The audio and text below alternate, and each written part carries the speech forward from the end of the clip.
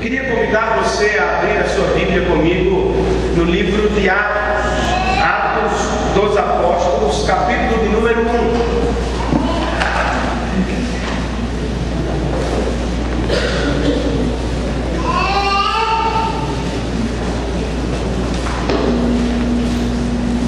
Ele está no teto, né? É não? É outro neném. Ótimo. Está no pano. Não, mas não precisa tirar não. Ah. Deixa eu provar. Queridos, para aqueles que nos visitam, nós estamos numa série de reflexões missionárias.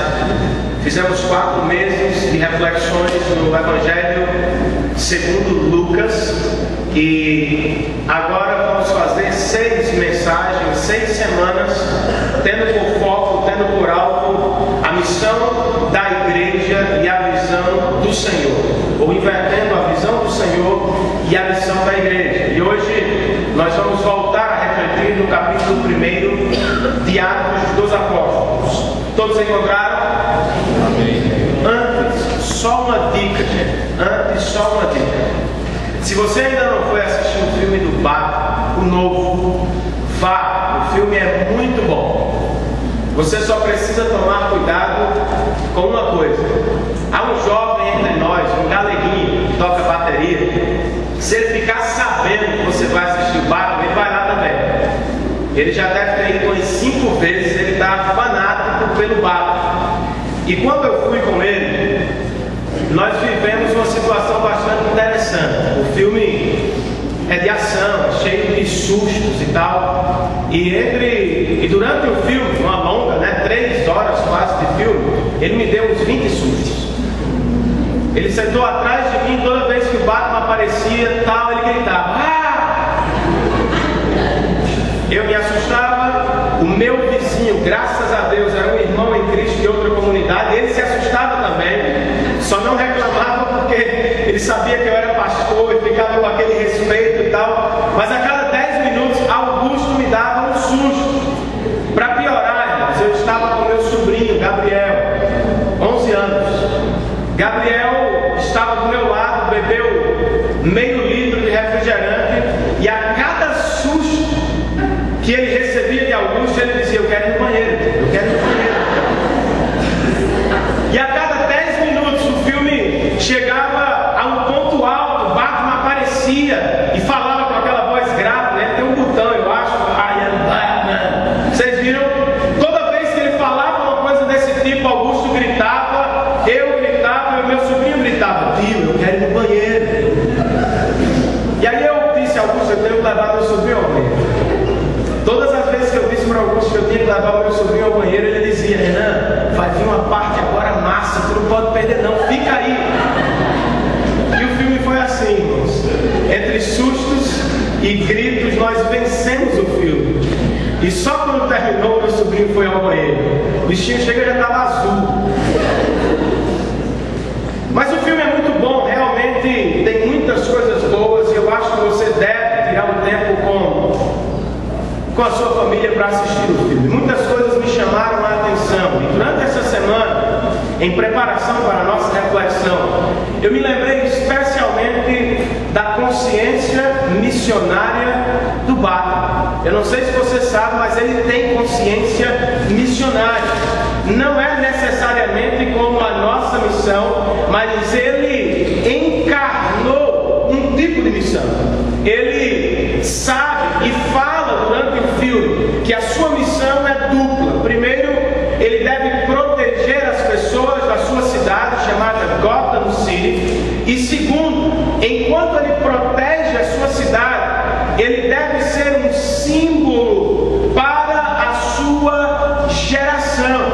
E é interessante que esse terceiro filme apresenta Bruce Wayne, o personagem, com um problema na perna no início. Ele está mancando, ele está enclausurado em sua casa sem sair já há alguns anos, e a cidade está em paz. De repente o mal ressurge, começa a invadir outra vez a cidade, e a necessidade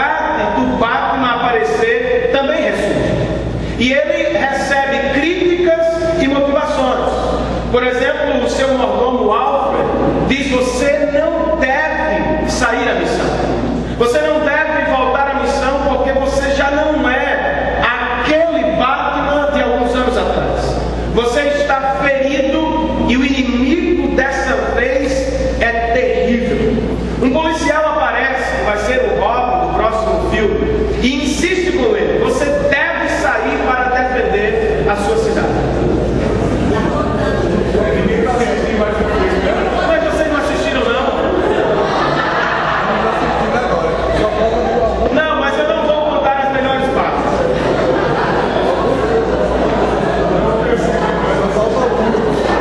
Conta só o piano logo. Não, o final eu não vou contar. Gente, isso acontece em todo filme de Barbie. O inimigo eu não descrevi, vocês vão ter que ver. Mas aparece uma mulher numa festa e diz para ele o seguinte: prepare-se, porque há uma tempestade vindo para devastar a cidade de Gotham. Batman não está preparado, mas ele se vê na obrigação de defender a cidade. No primeiro embate, ele apanha bastante. Vai para um determinado lugar distante e passa meses todo lascado. Mas lá ele se prepara fisicamente e estrategicamente.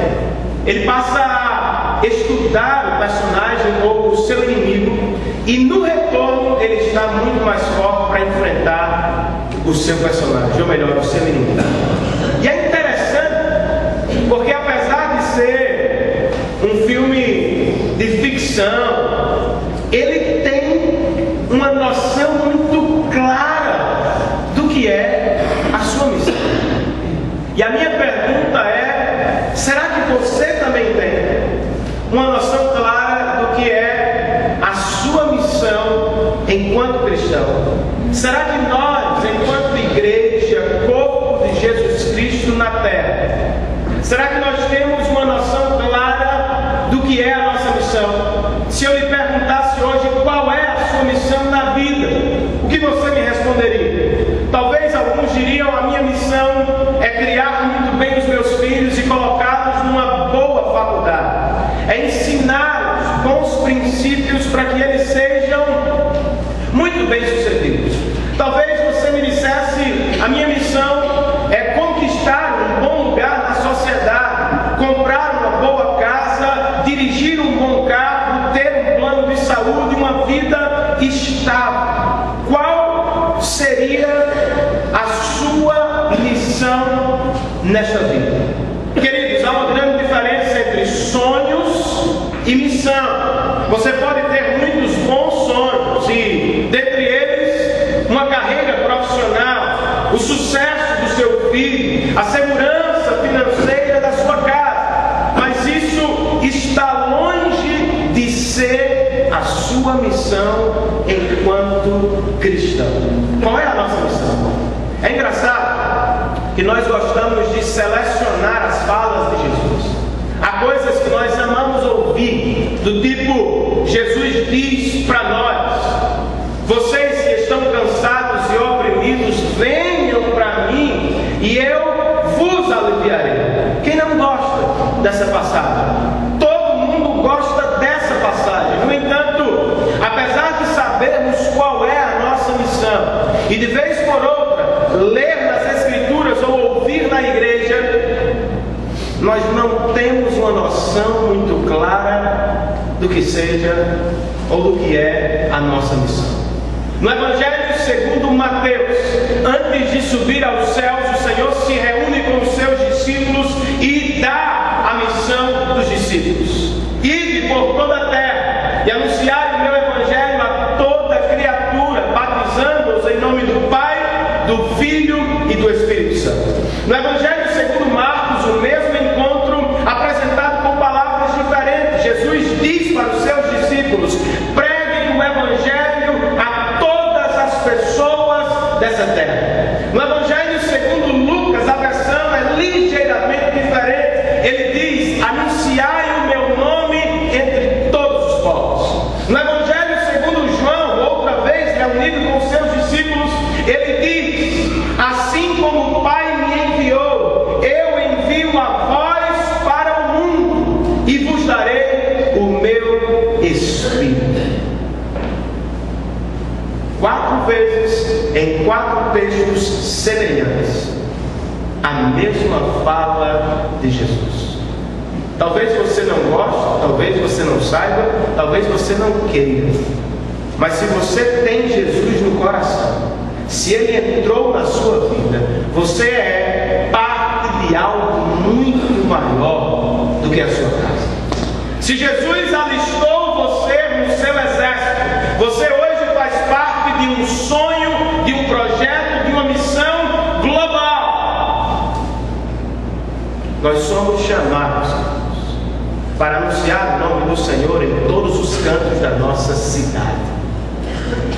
Amém? Amém. Nós fomos chamados para fincar uma bandeira de Jesus Cristo nos 4 cantos da terra. Nós fomos chamados, comissionados, para fincar a bandeira de Jesus Cristo em cada ambiente de trabalho de João Pessoa. Você e eu fomos chamados não apenas para ter uma vida tranquila com a nossa família, mas se necessário for, de entregar os nossos filhos para que eles levem a mensagem do Evangelho para os 4 cantos dessa terra. A pergunta é: como é que vamos fazer isso? A tarefa é hercúlea, é difícil demais. Precisamos de preparação, de consagração. E é sobre isso que o texto de Atos, capítulo 1, trata. Preparação para a missão da igreja. Eu quero ler a partir do verso 1. Nós vamos ler até o verso 14. E a minha intenção hoje é esclarecer esse texto diante dos seus olhos e chamar a sua atenção para a necessidade da preparação para a missão. Atos capítulo 1, a partir do verso de número 1 também. O texto, na minha versão, diz assim: em meu livro anterior, Lucas, Teófilo, escrevi a respeito de tudo o que Jesus começou a fazer e a ensinar, até o dia em que foi elevado aos céus, depois de ter dado instruções por meio do Espírito Santo aos apóstolos que havia escolhido. Depois do seu sofrimento, Jesus apresentou-se a eles e deu-lhes muitas provas indiscutíveis de que estava vivo. Apareceu-lhes por um período de 40 dias, falando-lhes acerca do reino de Deus. Isso é muito importante. Certa ocasião, enquanto comia com eles, deu-lhes esta ordem: não saiam de Jerusalém, mas esperem pela promessa de meu Pai, da qual lhes falei. Pois João batizou com água, mas dentro de poucos dias vocês serão batizados com o Espírito Santo de Deus.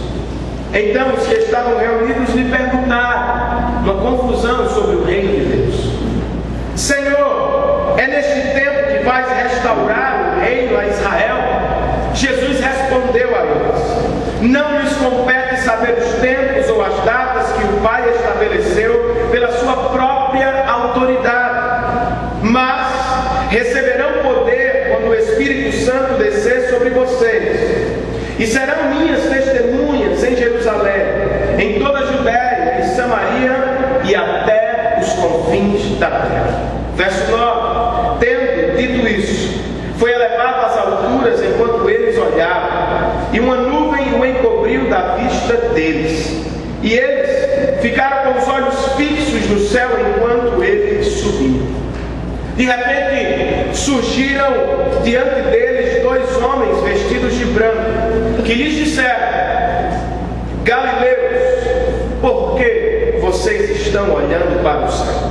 Este mesmo Jesus, que dentre vocês foi elevado aos céus, voltará da mesma forma como viram subir.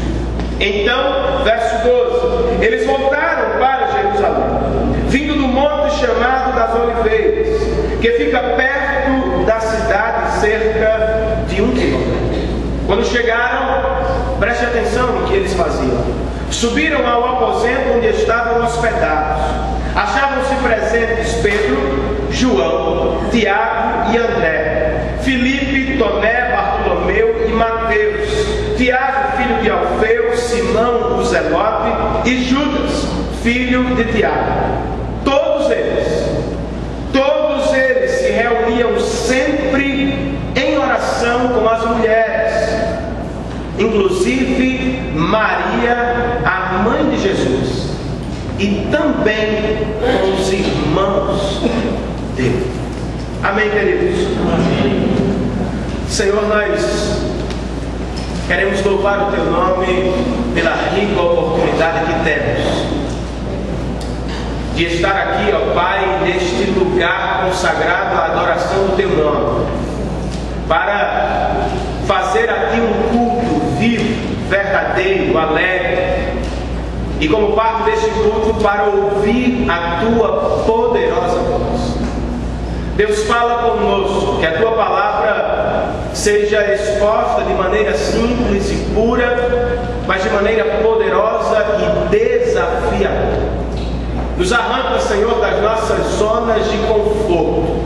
Mexe conosco, mexe com a nossa vida cristã medíocre, que se resume a encontros semanais e a petições particulares. Ajuda-nos, ó Pai, a enxergar a Tua visão e a cumprir a missão que o Senhor nos deixou. Prepara-nos para alcançar o mundo para a glória do Teu nome. Ajuda-nos a fazer isso hoje, em nome de Jesus Cristo. Amém. E amém.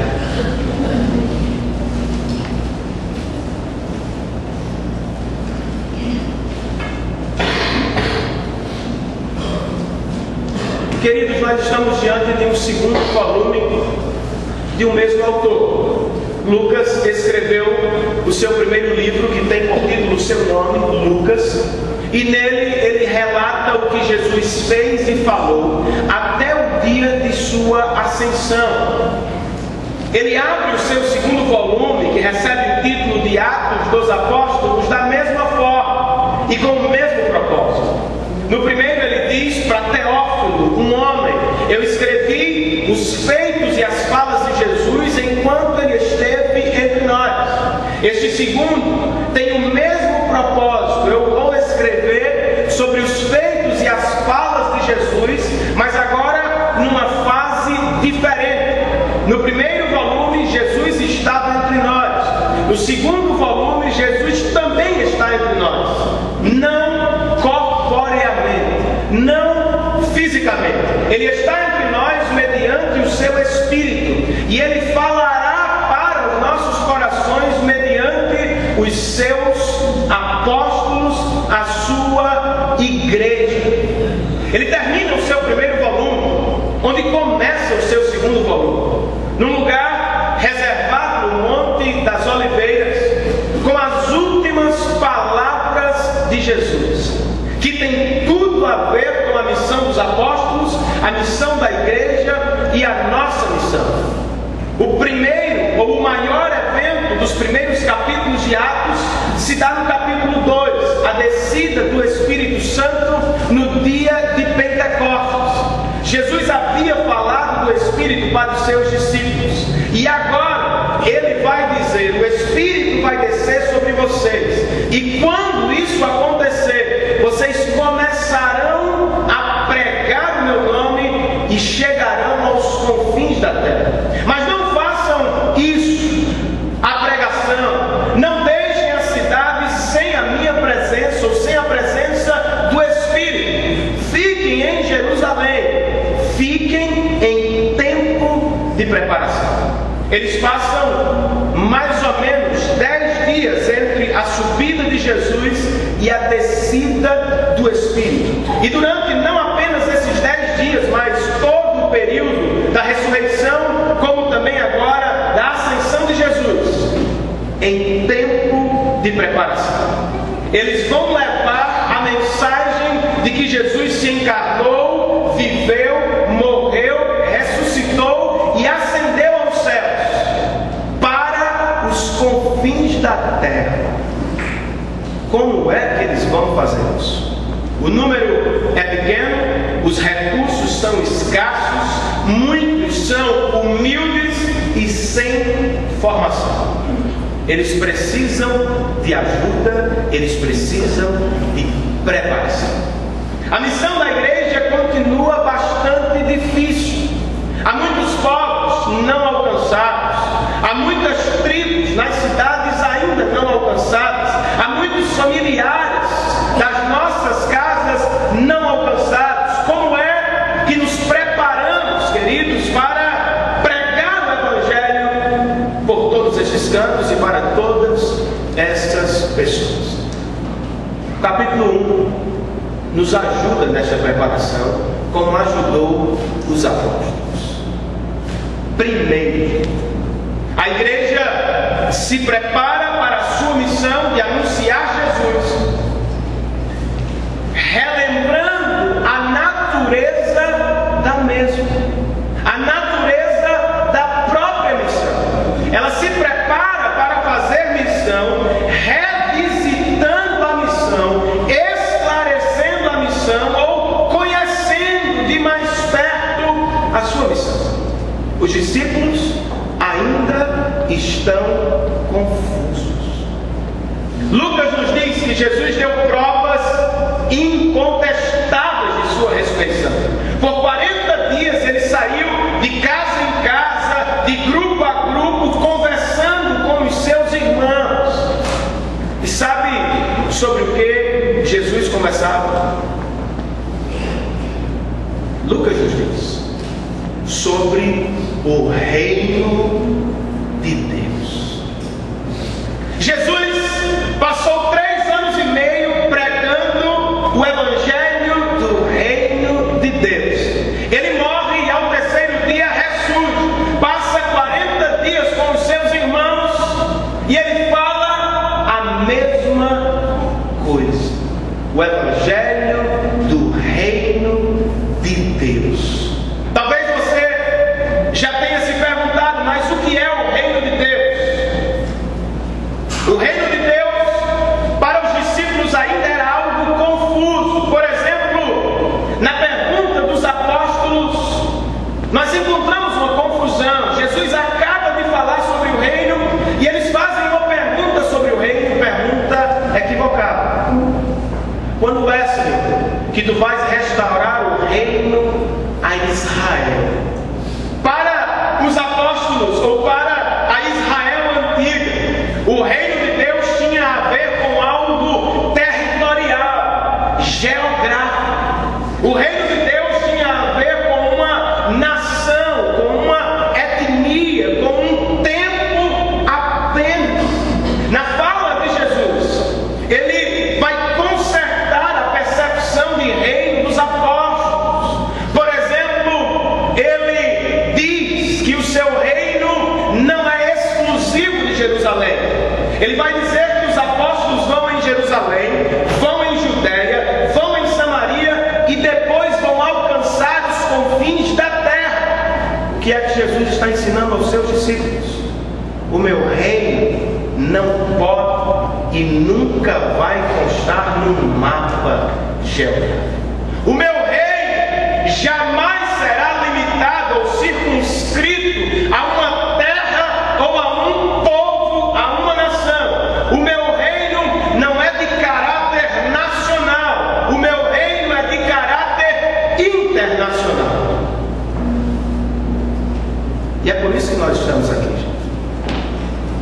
Graças a Deus, porque o reino não ficou em Israel. Graças a Deus, porque o reino chegou ao Brasil. Graças a Deus, porque o reino de Deus chegou à minha casa. Graças a Deus, porque o reino de Deus chegou ao Paraíba. O reino de Deus não é um território. O reino de Deus também não é apenas imediato. Eles querem o reino agora. Jesus diz: não, o meu reino começou com a minha pregação e ele não terá fim. Eu voltarei e continuarei reinando com o meu povo. O meu reino não é de caráter humano, ou seja, ele não será realizado pelo poder humano. Restaurando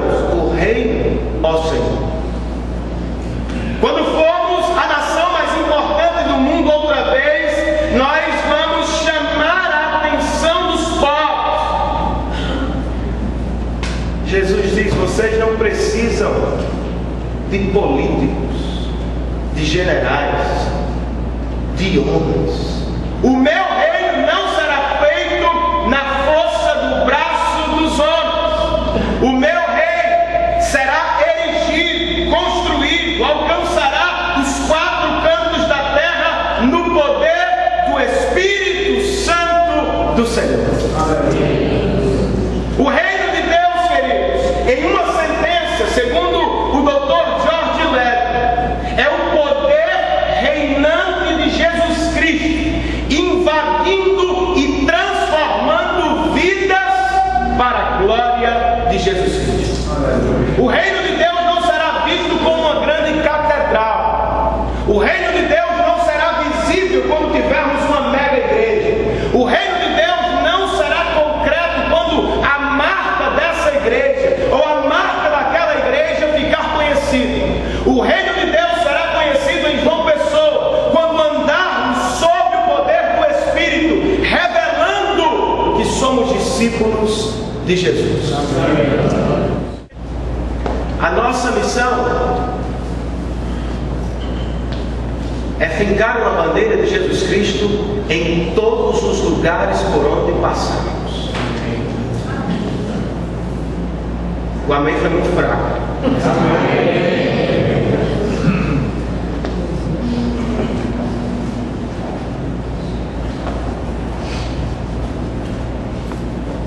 Talvez você esteja se perguntando: como é que eu vou fazer isso? Como é que eu vou imprimir o reino de Deus no coração de pessoas aqui em João Pessoa? Muito mais difícil. Como é que eu vou fazer isso na Europa? Como é que eu vou fazer isso no Senegal? Conversava eu com um pastor esta semana. Ele tem um missionário no Senegal há 10 anos. Sabe quantos convertidos ele tem na igreja? 3. Ele, a esposa e um convertido local. Como é que a gente vai alcançar as nações? Como é que nós vamos fazer missão em João Pessoa? Meu irmão, minha irmã, nós vamos fazer isso no poder do Espírito Santo de Deus.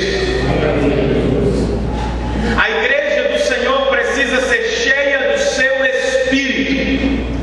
Ainda que eu acredite que o Espírito Santo de Deus nos foi dado no dia da nossa conversão e salvação, eu não acredito que esse foi o único momento no qual nós vivemos enchimentos do Espírito Santo.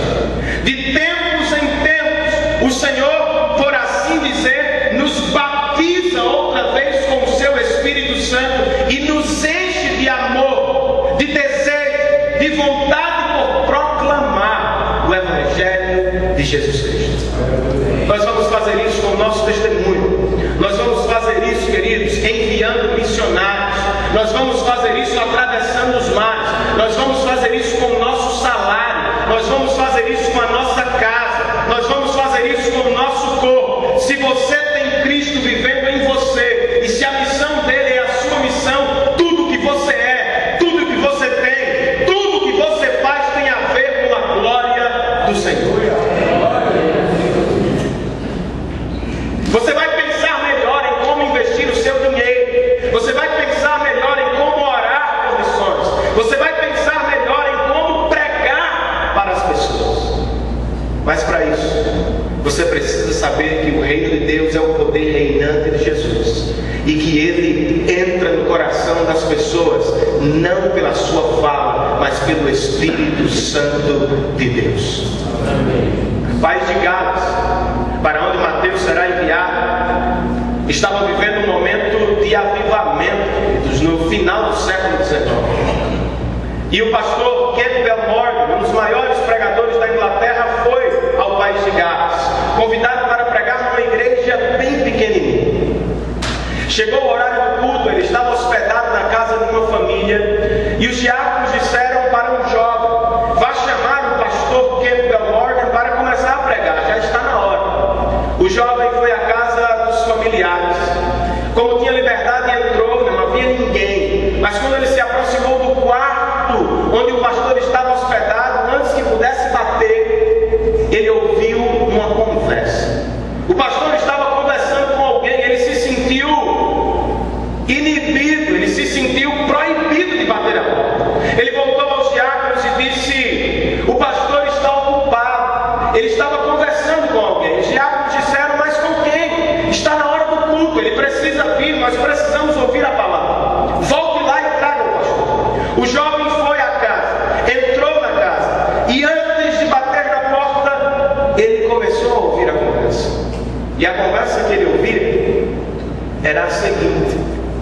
pastor dizia para alguém: se o Senhor não for comigo, aquela igreja, eu não vou pregar essa noite.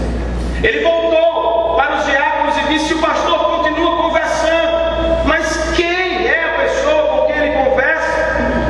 E ele disse: eu só escutei uma frase, e a frase era: eu não vou subir à igreja se o Senhor não for comigo. Sabe o que os diáconos disseram? Deixa ele. Quando ele vier, ele estará cheio do Espírito Santo de Deus. Você precisa ser cheio do Espírito Santo de Deus para pregar o reino do Senhor. Como é que nós nos preparamos para esta missão, Deus? Visitando o reino de Deus, observando qual é a sua natureza, o seu caráter, mas também nós nos preparamos para a missão da igreja, relembrando a nossa esperança inigualável, incomparável. Os discípulos estão vivendo um misto de alegria e tristeza. Jesus está dizendo: o meu Espírito virá sobre vocês, mas eles não sabem muito bem como isso se dará. Mas para isso eu preciso subir. Imagine a cena: 3 anos e meio você caminhando com Jesus, 40 dias agora Jesus aparecendo para você. Finalmente ele chega e diz: eu preciso partir. É hoje, é agora. Os discípulos, diz Lucas, ficam com os olhos fixos. Ele parece diminuir o ritmo da sua narrativa, imprimindo emoção na história. Eles ficam com os olhos fixos, enquanto Jesus está sendo levado em nuvens. O nosso mestre foi embora. O nosso rei se foi. Caminhamos com ele, vimos tantos milagres, escutamos tantas pregações, vimos a sua ressurreição. O que será de nós agora?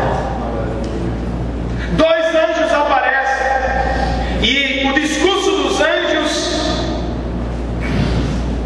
desfaz a tristeza no coração deles, pois os anjos falam o seguinte: por que é que vocês estão olhando para cima? O tempo agora é de olhar para o mundo, mas não se preocupem, esse mesmo Jesus que vocês estão vendo subir, ele voltará outra vez. O tempo agora é de pregação e não de nostalgia, mas preguem sabendo: a esperança de vocês é incomparável. Queridos, eu não sei se você sabe, mas a nossa era, a era da pós-modernidade, já foi descrita por alguns como a era do desespero ou da desesperança. Sabe por quê? Porque a era da modernidade pregou o avanço da tecnologia, o avanço da saúde, o avanço da razão, a perfeição do homem. Desde o século XVIII, o homem foi colocado no centro de todas as coisas e a esperança era o próprio homem. Século XX, 2 guerras mundiais protagonizadas pelas nações mais inteligentes do mundo. De repente as pessoas no pós-guerra já não sabem para quem olhar.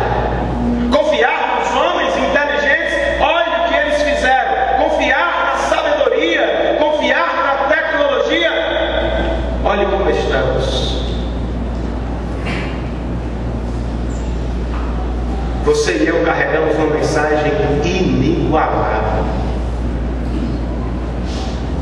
Talvez os dias não sejam os melhores.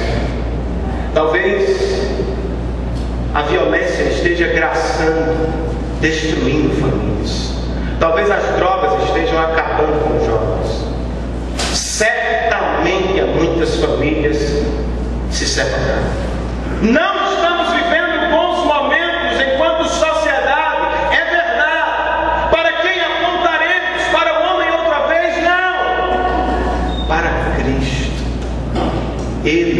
e somente Ele é a esperança de um mundo negro. E a esperança, queridos, nos diz: Ele voltará outra vez. Que mensagem poderosa! Eu não posso dizer para todas as crianças que estão numa cadeira de roda: levantem-se e andem. Eu não posso dizer. Eu não posso dizer para todas as pessoas que estão entre nós enfermas: venham aqui, eu vou orar e vocês serão curados. Eu não posso dizer. Eu não tenho o poder de mudar a situação financeira de vocês. Eu não tenho o poder de mudar a situação física de vocês. Mas eu tenho uma mensagem: Jesus voltará. E no seu reino perfeito, pessoas que nunca pisaram o chão na terra porque nasceram com problemas, não apenas andarão, mas dançarão na presença do Senhor.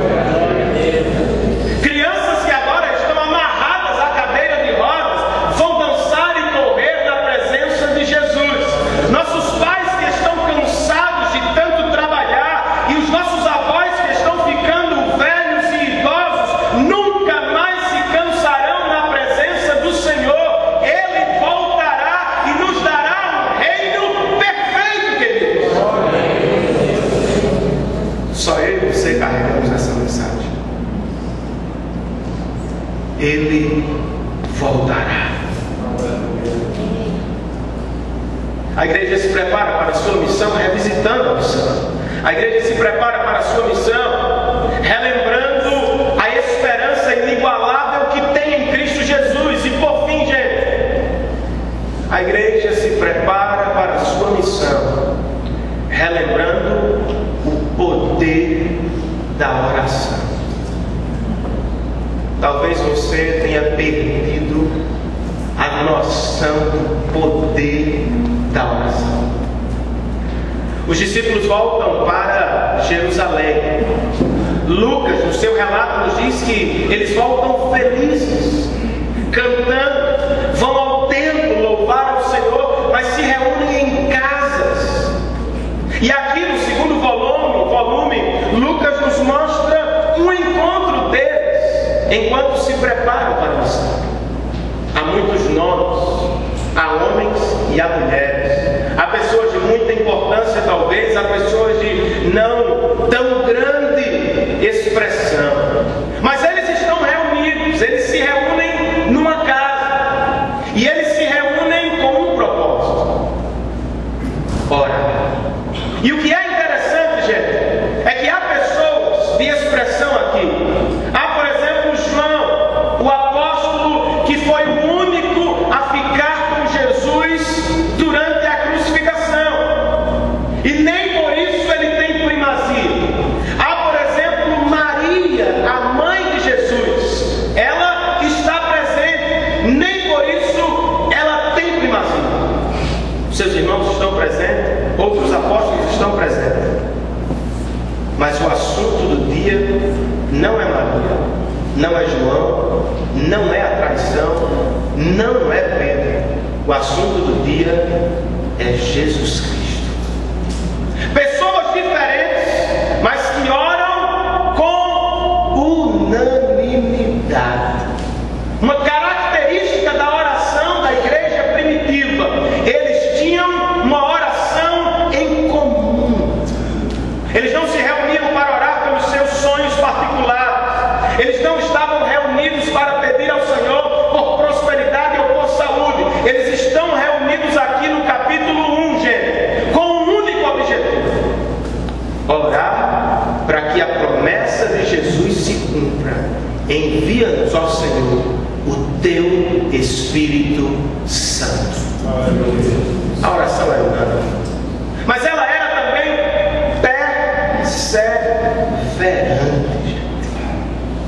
Eles se reuniram no primeiro dia e disseram: nós vamos orar até a chegada do Espírito Santo. Nós vamos nos reunir todos os dias até o grande dia, e em todos os dias nós vamos caminhar na direção desta petição. Jesus nos prometeu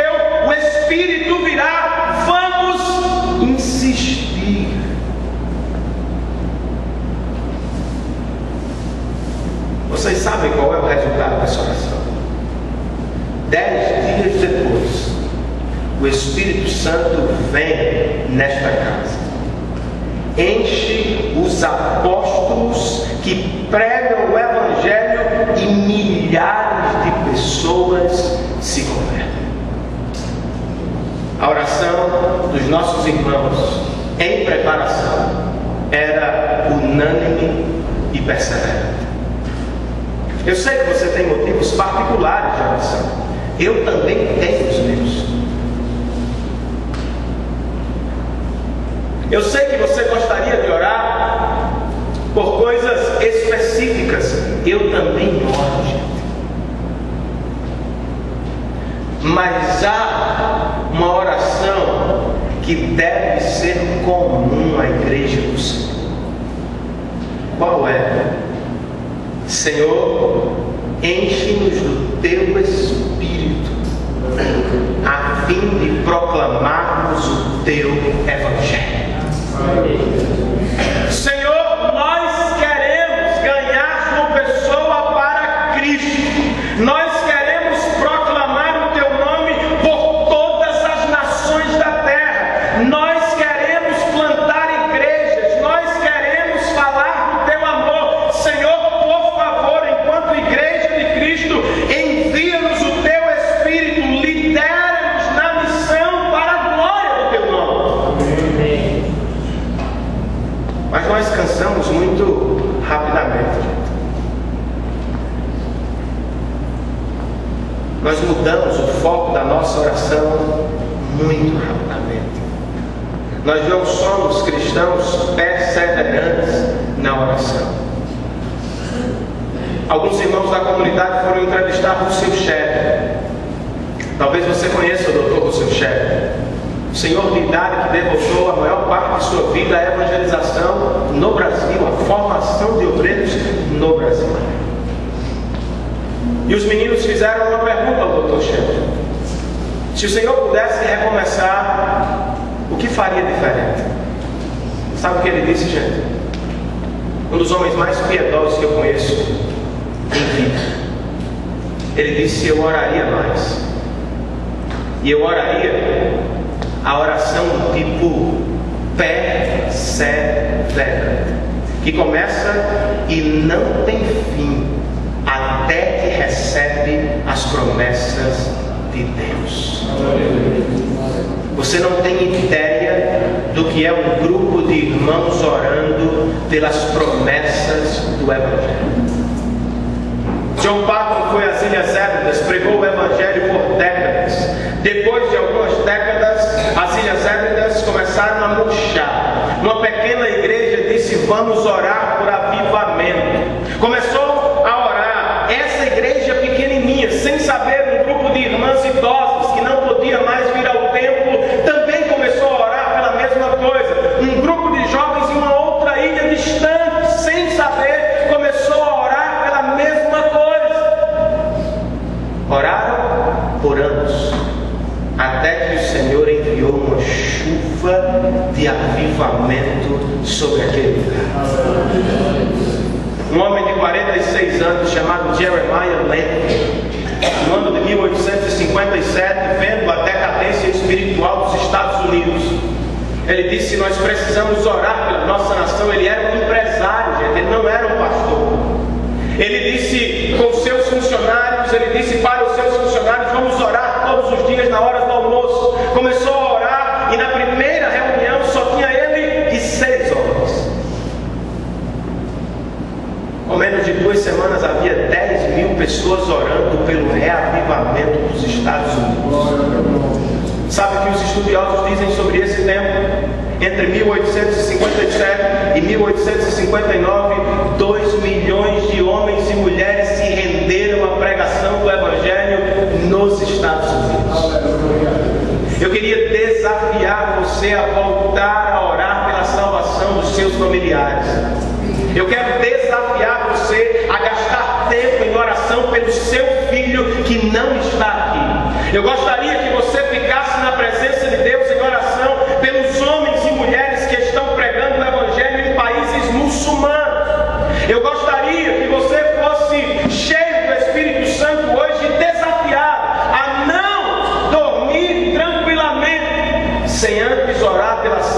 salvação dos pecadores.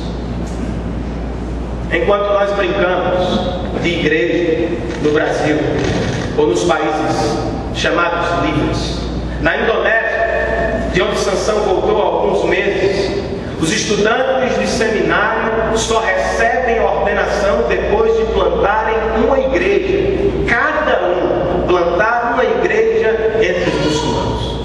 David Platt é um missionário americano. Ele foi pregar, queridos, na conclusão de curso desses irmãos. E o pastor do seminário disse: Dr. David, todos esses garotos plantaram uma igreja entre os muçulmanos. É pré-requisito para a conversão. Mas nós vamos ter um minuto de silêncio, porque 2 colegas deles morreram enquanto pregavam o Evangelho. Um adolescente, gente, um adolescente na Indonésia, 1999, década retrasada. No encontro de adolescentes, enquanto adoravam o Senhor, muitos adolescentes adorando, um grupo de muçulmanos extremistas entrou no acampamento, começou a atirar para todos os lados e matar adolescentes cristãos. Um adolescente que sobreviveu escutou as últimas palavras de um que morreu. Ele disse: o meu amigo foi levantado pela camisa, e enquanto um segurava, um soldado apontava na sua cabeça, e o soldado gritava na sua face: abandone Jesus e você viverá. Fique com ele e você morrerá. Sabe o que o adolescente disse? Eu sou um soldado de Cristo, quer na vida, quer na morte, eu não o abandonarei. Há muitas histórias assim, gente. E eu e você, muitas vezes, não fazemos 10% do que os nossos irmãos perseguidos estão fazendo. Que o Espírito Santo de Deus visite o seu coração e acenda o fogo da paixão pelo Evangelho. Que o Espírito Santo de Deus acenda o seu coração para a esperança do retorno de Cristo. Que o Espírito Santo de Deus acenda o seu coração para o poder da oração da igreja. Mas talvez você esteja me dizendo: a tarefa é difícil demais, nós nunca conseguiremos. Nunca é uma palavra bastante difícil e que Deus geralmente não usa.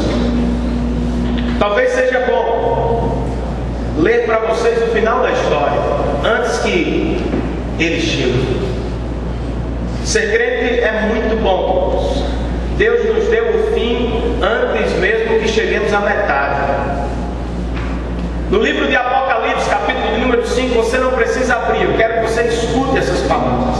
Eu não vou pregar esse texto, eu vou usá-lo a título de ilustração da missão de Deus e da conquista da igreja. É difícil, há pessoas duras no caminho, há pessoas duras na sua casa, há impedimentos em nações e aparentemente nós somos fracos. João vê a história acabar, e o que ele descreve em Apocalipse capítulo 5 é uma reunião de adoração. Uma reunião de adoração que junta povos, tribos, línguas e nações diferentes. Olha o que diz o texto de Apocalipse. Então vi na mão direita daquele que está sentado no trono, um livro em forma de rolo, escrito de ambos os lados e selados com 7 selos. Esse livro conta a história da salvação. Mas ele está selado. Então eu vi um anjo poderoso proclamando em alta voz: quem é digno de romper os selos e de abrir o livro? Quem é digno de salvar o mundo? Mas não havia ninguém, nem no céu, nem na terra, nem debaixo da terra, que pudesse abrir o livro ou sequer olhar para ele. A missão é difícil. Eu chorava muito porque não se encontrou ninguém que fosse digno de abrir o livro ou mesmo de olhar para ele. João chorava por não conseguir salvar os povos. Então, um dos anciãos me disse: não chore mais. Eis que o leão da tribo de Judá, a raiz de Davi, venceu para abrir o livro e os seus 7 selos. Depois eu vi um cordeiro que parecia ter estado morto em pé. Não está morto. No centro do trono, cercado pelos 4 seres viventes e pelos anciãos. Esse cordeiro era diferente. Ele tinha 7 chifres e 7 olhos, que são os 7 Espíritos de Deus enviados a toda a terra. Ele se aproximou e recebeu o livro da mão direita daquele que estava sentado no trono. Ao recebê-lo, os 4 seres viventes e os 24 anciãos prostraram-se diante do cordeiro. Cada um deles tinha uma harpa e taças de ouro cheias de incenso, que são as orações dos santos. E eles cantavam um cântico novo. Tu és digno de receber o livro e de abrir os seus selos, pois foste morto e com teu sangue compraste para Deus gente de toda tribo, língua, povo e nação. Tu os constituíste reis e sacerdotes para o nosso Deus, e eles reinarão sobre toda a terra. Então eu olhei e eu vi a voz de muitos anjos, milhares de milhares e milhões de milhões. Eles rodeavam o trono, bem como os seres viventes e os anciãos, e também cantavam uma canção. Digno é o cordeiro que foi morto de receber poder, riqueza, sabedoria, força, honra, glória e louvor. Depois ouvi todas as criaturas existentes no céu, na terra, debaixo da terra e no mar, e tudo que neles há, diziam àquele que estava sentado no trono e ao cordeiro seja o louvor, a honra, a glória e o poder para todo o sempre. Aleluia.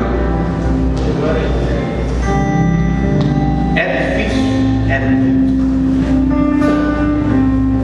Mas o nosso Deus é o Deus dessa missão. Se nós não cooperarmos com Ele, só nós perderemos. Porque, como disse Mardoqueu a Esther, se você não ajudar, Deus vai levantar ajuda em outro lugar.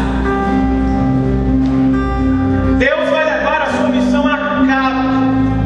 Talvez hoje Senegal esteja fechado, talvez hoje a Coreia do Norte esteja fechada, mas aquele que morreu e ressuscitou e que governa sobre todos os governantes, no final da história reunirá povos, línguas, tribos e nações.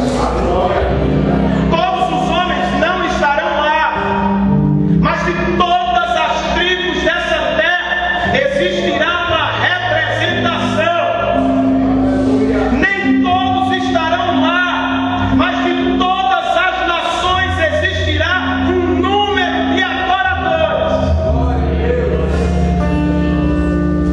Porque esse Deus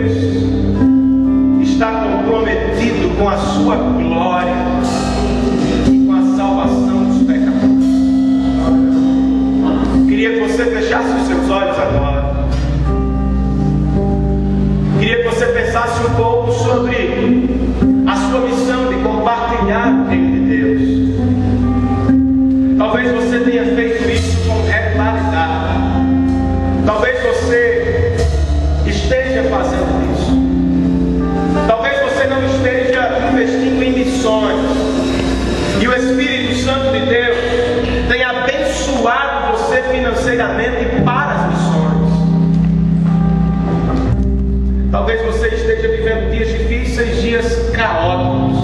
Eu quero que a sua visão olhe para o futuro inigualável que o Senhor tem preparado para você.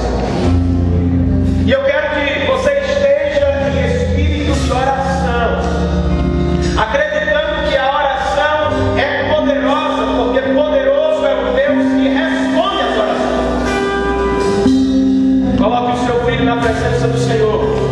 Coloque a sua filha na presença do Senhor. Coloque o seu marido na presença do Senhor. Coloque o seu trabalho na presença do Senhor. Coloque a Paraíba na presença do Senhor. Coloque as nações na presença do Senhor.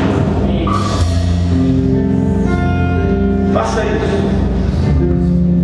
Enquanto você escuta uma música que adora esse poderoso Deus.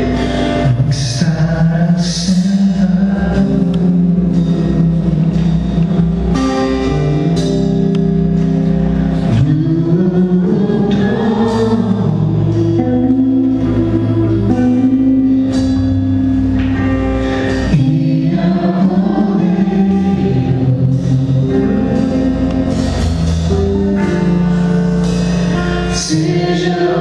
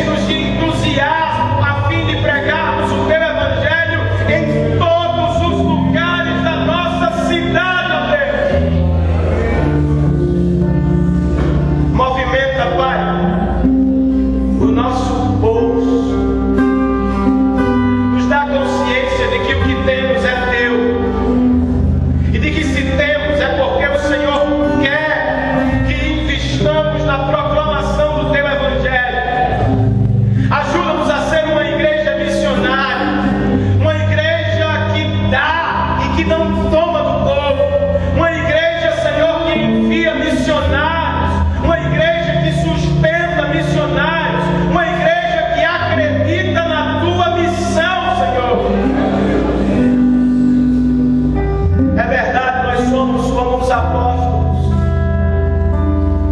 poucos, muitos, humildes, fracos, pobres, mas como eles, nós acreditamos no poder do Espírito Santo.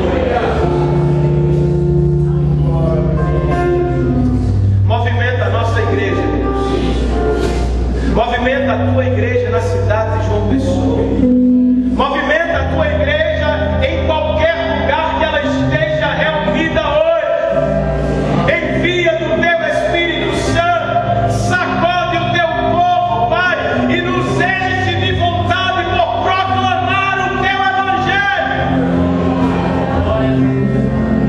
Que o teu nome seja o nome mais doce em nossa boca, que a tua palavra seja o livro mais precioso em nossa mão, que a paixão que consome o nosso coração seja a tua glória, Deus.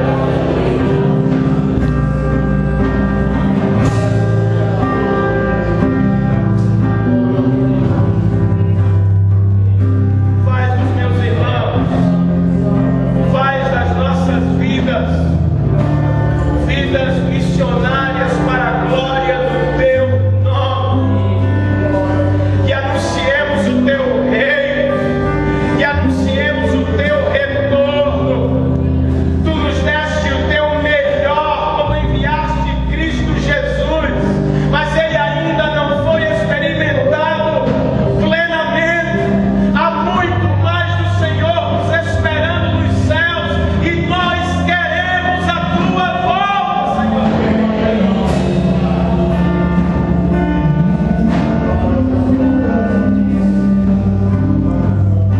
Cante isso ao Senhor.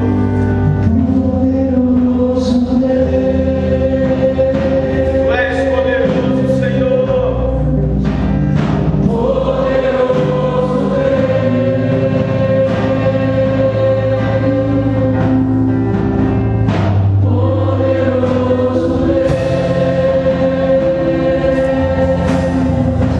Minha alma anseia por bem forte para terminar. Vamos dizer: poderoso.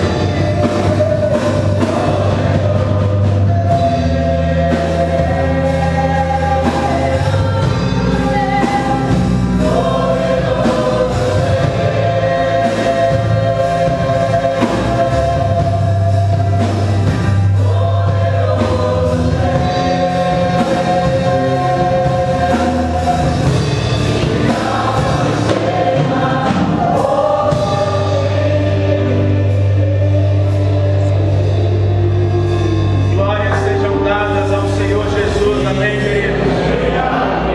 A Ele toda honra, toda glória, todo louvor, hoje e para todo sempre, no meio da sua igreja, até que estejamos reunidos com Ele na festa do Cordeiro. Lá nós não estaremos apenas entre brasileiros, lá nós estaremos com franceses, ingleses, etíopes, africanos, japoneses, índios, brancos, pardos, todos reunidos em uma só voz, cantando eternamente para a glória daquele que é o ser mais valioso do universo. Que o amor do Deus Todo-Poderoso, a graça do Salvador e Senhor Jesus Cristo e as consolações do nosso bondoso amigo, o Espírito Santo de Deus, estejam sobre nós hoje e eternamente, e não apenas sobre nós, mas sobre todo o povo de Deus espalhado sobre a face da terra. E nós dizemos amém. Que Deus os nos abençoe em Cristo Jesus. Falemos uns com os